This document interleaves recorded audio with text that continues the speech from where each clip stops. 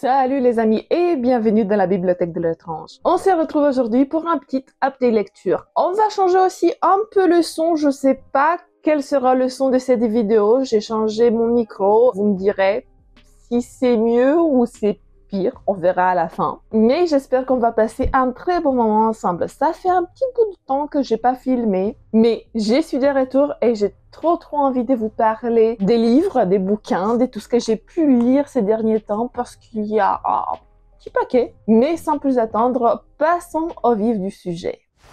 Le premier titre que j'ai lu pour cette update lecture, c'est Daisy Miller de Henry James. J'ai trouvé ce petit roman, ces petites novellas dans une boîte à livres et je me suis dit ok, je vais tester parce que j'avais entendu du bien de cet auteur. Il me semble que c'est une des inspirations de Stephen King. En tout cas, quand on cherche des inspirations, on trouve le nom du monsieur. C'est un ancien écrivain des années 1800 et ça se ressent un peu à sa plume, mais c'est pas dérangeant.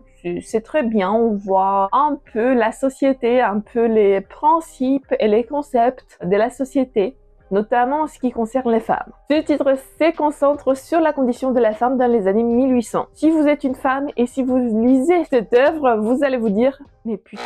On est très contente de vivre à l'heure actuelle, même si tout n'est pas rose. À l'époque, c'est pire. C'est 10 000 fois pire. Le désir d'être libre et de faire ses propres choix n'est pas respecté et vu d'un mauvais œil. Ou la bourgeoisie, parce que cette dame Daisy Miller, elle fait partie un peu de la bourgeoisie, mais c'est plutôt de la bourgeoisie gagnée par l'argent. Son paternel était un gros d'affaires qui s'est enrichi au fur et à mesure et ça n'était pas trop bien vu de la part de la bourgeoisie de l'époque, mais peu importe. Et cette femme, elle vivait selon ses principes. Elle voulait être libre, elle voulait fréquenter qui elle voulait trouver l'amour, peut-être trouver quelqu'un qui pourrait la comprendre et comprendre son âme, comprendre ce qu'elle est vraiment, alors que tous ceux qui sont autour, à part sa maman qui est un peu un neuron libre, qui est un peu dans sa boule, les autres avaient un regard très mauvais quant à ses fréquentations et quant à ce qu'elle est, ce qu'elle pourrait devenir. On a des réflexions vraiment très, disons, très misogynes, même de la part des... Je sais pas comment dire quand une femme c'est misogyne. Bon bref, vous voyez, même les femmes la critiquent, la regardent d'un mauvais œil. Elle est plus invitée dans les bals et c'est malheureux pour elle parce que tout ce qu'elle aurait voulu, c'est d'être elle-même. C'est de faire ses propres choix, vivre sa vie comme elle l'entend, sans être critiquée. C'est une fresque des années 1800. Ça m'a mis un peu en rogne parce que, bon, quand il s'agit des femmes et de la condition de la femme, c'est un sujet qui me touche. C'est un sujet qui me touche beaucoup, c'est un sujet qui me touche personnellement. J'ai beaucoup aimé. Je m'attendais pas à aimer autant. Je me suis lancée dans cette lecture juste avec un désir d'avoir un livre, un petit roman très court que je pourrais dévorer en quelques heures. Au final, je me suis retrouvée avec une œuvre qui est puissante et qui est très intéressante. Et maintenant, on va passer à quelque chose de plus trash. On est passé d'un classique, un truc vraiment horrible, un truc qui s'inscrit dans l'horreur, mais c'est un roman qui s'inspire des faits réels. Et ça, c'est Fils unique de Jack Ketchum. J'avais entendu du bien de cet auteur, j'avais pas lu sa plume, j'avais entendu que Off-Season, c'est un chef-d'œuvre, tout le monde parle d'Off-Season en termes élogieux, même La fille d'à côté, il me semble, ou un truc comme ça, c'est un autre de ses romans. Il est très bien noté. Et moi, j'avais trouvé celui-là en occasion et je suis très contente. Je suis très contente de l'avoir lu en premier parce que je pense que c'est assez différent de ce qu'il peut faire habituellement. En tout cas, c'était les critiques que j'ai pu entendre. C'est un roman cru, c'est un roman qui montre tout la noirceur de l'âme humaine et tous les failles d'un système judiciaire qui normalement devrait protéger les victimes et ne pas les enfoncer un peu plus dans leur détresse, dans leur malheur. Et c'est ce qui se passe dans ce roman. J'ai cherché un peu l'affaire judiciaire sur laquelle est basé ce roman et c'est vraiment très noir. Déjà, le roman, il est très noir, il y a de la violence dans tous les sens, de la violence psychique, psychologique, il y a de l'abus sur mineurs, du coup vous devez avoir l'âme accrochée parce que c'est dur. C'est un récit très dur, je l'ai lu en une journée parce que je pouvais pas le lâcher des mains. Vraiment, c'est horrible. En fait, vous tournez les pages et c'est des pires en pire. Dans ce roman, rien ne va. Au tout début, on voit un peu les prémices, on voit un peu le caractère du mari. On voit que c'est un salaud. Depuis son plus jeune âge, quand il commet des méfaits sur des jeunes étudiantes qui n'ont pas les moyens de se protéger de ce salaud. Et jusqu'à présent, il est marié et il a un fils. Tout peut paraître bon en apparence, mais en réalité, rien ne va. Déjà, dans la chambre parentale, les actes d'amour ne sont pas vraiment des actes d'amour. Le mari, il a pris de l'ascendant psychologique sur sa femme et il impose ses désirs et c'est pas de l'amour. C'est pas de l'amour, en fait. Ensuite, on voit un peu leur petit-fils, leur petit enfant, dont la santé physique et mentale se dégrade de jour en jour et la mère de famille, elle comprend pas pourquoi. Elle comprend pas pourquoi son fils, il fait certains gestes, elle comprend pas pourquoi il commence à uriner et avoir des terreurs nocturnes. Elle comprend pas son comportement en fait. Elle veut voir des médecins, elle essaye de l'aider comme elle peut, jusqu'au jour où elle se rend compte qu'en fait, son petit-fils, il a vécu un traumatisme. Et elle va essayer de le sortir de ce calvaire, elle va essayer de tout faire pour aider son fils, mais la justice n'est pas de son côté. C'est là qu'on voit toutes les failles du système, c'est là qu'on voit que parfois le système judiciaire est pourri et que c'est la victime qui paye tous les pots cassés et c'est pas l'harceleur, c'est pas celui qui est coupable qui va payer, mais c'est plutôt la victime qui va payer les pots cassés. C'est très dur, c'est vraiment très dur. Il faut avoir le cœur accroché parce que c'est pas juste. C'est un roman qui n'est pas juste et vous allez être en colère tout au long. Peut-être pas tout au long, mais une grosse partie de ce récit, vous allez être en colère et vous allez vous insurger contre les faits décrits ici. J'ai beaucoup aimé, mais c'est dur et j'ai trop envie de connaître d'autres œuvres de la plume de l'auteur. On va passer à quelque chose de plus léger. Ça s'appelle Nil et c'est le premier tome d'une trilogie. Je suis un peu mitigée sur ce titre. Pourquoi? Je vais vous expliquer. C'est un SF dont la prémisse, dont le synopsis, il est vraiment très intéressant. Des jeunes personnes disparaissent un peu partout dans le monde. Ces enfants, ils ont entre 12, je pense, et 18 ans. En tout cas, ils n'ont pas atteint la majorité. Et ils se retrouvent dans un endroit, sur une île, pas déserte, parce qu'il y a d'autres humains qui ont été téléportés là-bas, mais sur une île qui pourra potentiellement être leur tombeau. Ici, ils sont coupés du monde. Il y a des arbres, il y a de la végétation, il y a de quoi se nourrir, des noix de coco, etc. Il peut faire un peu de chasse. Mais pour sortir de cette île, les gens qui sont là-bas, ils doivent prendre des portes qui apparaissent une seule fois par jour. Et potentiellement, ils ont juste une chance. Enfin, une seule personne a une chance par jour de s'en sortir. Et au bout d'une année, si tu n'arrives pas à prendre cette porte, bah, tu es condamné à mourir forcément. Du coup, c'est une course contre la montre, c'est un survival. Vous voyez, la prémisse, elle est très intéressante. On peut s'attendre à quelque chose un peu plus dark, même si c'est un jeunesse. Vous voyez comme l'épouvanteur, c'est aussi un jeunesse, mais il y a des choses qui se passent, il y a des choses un peu dark qui se passent. Eh bien non. Dans ce roman, on suit deux protagonistes principalement. En tout cas, on a deux points de vue, d'un gars et d'une filles qui sont arrivées sur cette île et qui m'a dérangé, c'est qu'on voit leur amourette. Au lieu de se focaliser sur le côté un peu survival, on a des passages où le gars il admire ses longues jambes. La situation elle est critique parce qu'on doit survivre, on doit sortir de cette île le plus rapidement possible et pourtant on pense aux relations amoureuses, etc. Et ça m'a vraiment un peu sorti de ma lecture. Je m'attendais à autre chose. Le méchant dans cette histoire n'est pas si méchant que ça. Il y a pas vraiment d'impact sur le dénouement de ce premier tome. Je trouvais ça dommage d'avoir une si bonne idée et de l'exploiter moyennement. Voilà ce que je pourrais dire sur ce titre. Il y a deux autres tomes. Si je le trouve en occasion, pourquoi pas, peut-être je pourrais le tester. Mais en tout cas, ce tome se suffit à lui-même. Il y a une fin. Si vous voulez un truc rapide, vous pouvez tester Nil. On va passer à notre titre, cette fois-ci qui parle de vampires.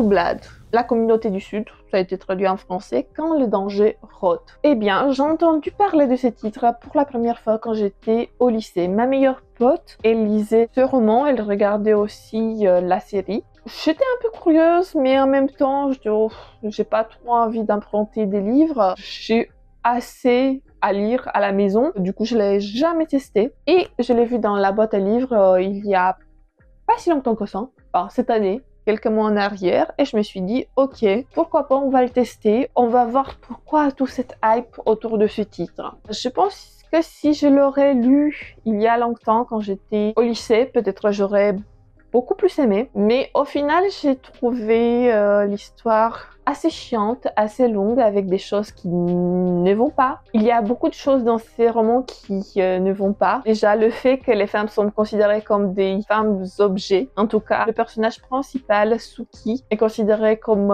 une propriété par son boyfriend vampire. On a des passages, des phrases, elle est à moi, tu es à moi, voilà, voilà. Par-ci, par-là, il met son droit de propriété. On a la banalisation de l'abus sur l'enfant. Il y a des passages où on voit certaines choses qui se sont passées dans le passé d'un des personnages. Et oui, les gens s'en foutent. Non, c'était... le gars, il était bien. Je comprends pas pourquoi tu dis ça de lui. Bon, bref, il y a des choses qui m'ont laissé des marbre dans ce récit. J'avais l'impression que c'était un sort de Twilight, mais un Twilight vraiment raté. Je vais dire une hérésie pour ceux qui me regardent, mais moi, quand j'étais au lycée, et même là maintenant, les bouquins de Twilight, moi, je les aime bien. Même si c'est pas de la grande littérature, il y a quelque chose, il y a un peu de nostalgie. Oups.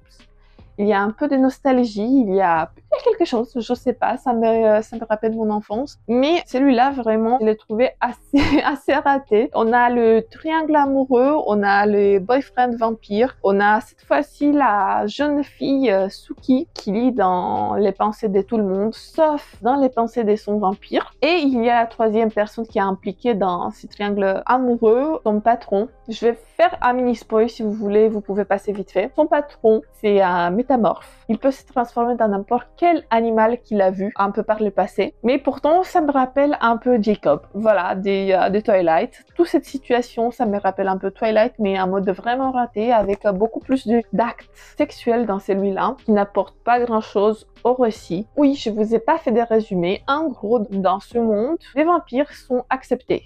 Tout le monde sait qu'ils existent. Il y a du sang de synthèse qui existe. Bon, les communautés ne sont pas très intégrées. Ils gardent un peu leur espace de vie privée, mais elles cohabitent, les deux communautés cohabitent. Et Suki, qui est dans ce bled où elle s'ennuie un peu, même si elle est un peu rendue folle par cette capacité de lire dans les pensées, elle s'ennuie, elle veut connaître l'amour, peut-être elle veut connaître d'autres vampires. Et son rêve, son désir s'accomplit à un moment donné quand un beau vampire ténébreux arrive dans sa ville. Elle fait sa rencontre, elle l'aide. Et à partir de là, une sorte de romance un peu biaisée commence.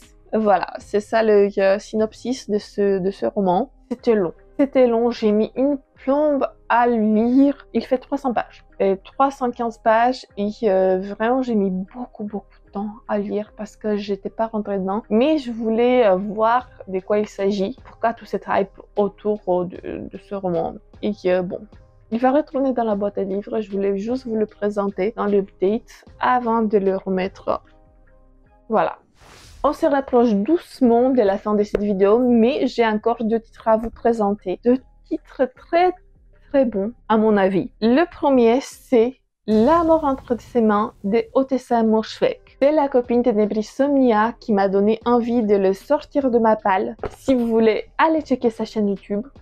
C'est vraiment intéressant ce qu'elle fait. Comme je disais, La mort entre ses mains, c'est très intéressant, mais c'est pas fait pour tout le monde. Ce roman, on pourra dire que c'est une histoire de la solitude, de la tristesse. C'est une errance entre le passé et le présent. C'est un monologue interne de Vespa, une femme qui vit seule avec son chien et on voit son quotidien. C'est un roman qui parle de tout. et de rien. C'est très intéressant, c'est quasiment un coup de cœur. S'il n'aurait pas vu un élément vers la fin, ça aurait été un giga méga coup de cœur, mais ça reste un très bon roman. Comme je vous disais, cette vieille dame, elle habite seule, à côté d'une forêt. Chaque jour, elle sort avec son chien en balade et à un moment donné, elle trouve un bout de papier par terre où c'est écrit « Je ne l'ai pas tué, voici son cadavre » ou un truc du genre. À partir de ce moment-là, la dame, elle va se faire des films. Elle va essayer d'enquêter sur la disparition de cette jeune femme. Elle va retrouver les traces de cette jeune femme qui apparemment a disparu, qui est morte. Elle va essayer de trouver des indices, elle va mener sa petite enquête et c'est une errance, comme je vous disais, c'est une errance. C'est un gros monologue interne où elle s'est fait des films, où elle s'est fait des idées, où elle invente toute une histoire concernant le passé de cette femme qui a disparu et dont on n'a pas d'indice. C'est très intéressant, vraiment, c'est très intéressant, c'est assez court, ça se lit très vite et très bien et j'ai bien aimé, vraiment, j'ai bien aimé l'écriture d'Odessa Moshfegh, même s'il n'y a pas de dialogue, tu es immergé dans tout ce qui se passe à l'intérieur de ces romans. J'étais envoûtée, la plume de cette dame m'a envoûtée, j'étais dedans, je voulais connaître la suite. C'est un très bon roman que je vous recommande. Vraiment, je ne sais pas quoi vous dire de plus parce qu'il s'axe sur un seul personnage, sur cette dame Vesta. J'ai du mal avec les noms. C'est sur la dame qui s'appelle Vesta, pas Vespa. Ouais. Bon bref, un très bon roman si vous voulez découvrir la plume de Odessa Moshfegh. La mort entre ses mains, c'est un très bon début. En tout cas, moi je le pense. Et on va finir sur un autre très bon roman qui s'appelle La Dame Noire. C'est un roman gothique et je trouve que Susan Hill, elle a vraiment gagné son pari en ce qui concerne l'authenticité. Le décor, il est magnifique. On a cette demeure vraiment imposante où il y a des choses qui se passent. Le style d'écriture et la manière de raconter l'histoire me font penser à des récits plus anciens, plus classiques entre guillemets. Et je pense que c'est là le point fort de l'autrice parce que elle m'a fait penser que c'est un récit des années 1800 alors que c'est un récit qui date de 1983. Vous voyez, presque 200 ans de différence alors qu'on a une atmosphère et un décor vraiment ancien qui est dépeint très bien. J'ai adoré. En fait, je m'attendais pas à aimer autant. J'avais entendu du bien de ce récit. Il y a même un film avec Daniel Radcliffe qui a été réalisé, je ne l'ai pas encore vu. Même à un moment donné, je vais le tester. De quoi ça parle plus précisément ces romans? Eh bien, à un moment donné, une dame de la haute bourgeoisie meurt en laissant toutes ses affaires à son avocat. Enfin, 2 avocats. Je pense que c'est des avocats. Je sais pas exactement quel est le titre exact de ces personnes qui s'occupent des affaires de défense pour mettre en ordre leurs affaires juridiques. Je suppose que c'est des avocats. On va dire que c'est des avocats. Et du coup, un de ces deux avocats, il est envoyé dans cette demeure pour consulter tous ces documents de cette dame pour mettre tout en ordre. Le gars, il va là-bas sans a priori. Il va dans cette petite bourgade un peu éloignée et il se rend compte que les villageois de cette bourgade sont un peu bizarres. Ils ont des idées bizarres quant au manoir de cette dame. Ils ont un peu peur de rester là-bas, surtout la nuit. Et lui, il comprend pas pourquoi. Mais il va vite se rendre compte que quelque chose cloche dans cette ville. Il assiste aux funérailles de cette dame et dans ces funérailles, il aperçoit une dame qui est toute vêtue de noir avec un gros voile sur sa tête. Et cette femme, il va la revoir plusieurs fois lors de son séjour dans ce manoir. Cette dame va le hanter. Il devient un peu paranoïaque, il y a des choses qui se passent. Mais je peux pas vous dire plus sans vous spoiler. C'est un très bon roman et c'est un de ces récits qui vont vous hanter même après avoir fini votre lecture. J'adore tout simplement ce qui s'est passé dans ce roman. Je vous le recommande à 10 000%. J'ai un autre récit de cette dame dans ma pile à lire, La malédiction de Manderley, et j'ai trop hâte de découvrir. En tout cas, La Dame en Noir, c'est une valeur sûre et si vous voulez un récit gothique assez court, n'hésitez pas, vraiment. Voilà les amis, c'est tout pour aujourd'hui. Ça, c'est tous les romans que j'ai pu lire ces derniers temps. J'espère que je vous ai donné envie de découvrir un de ces titres. Et on s'est dit à la prochaine pour une nouvelle vidéo. Que les chats soient avec vous. Ciao tout le monde. Bisous.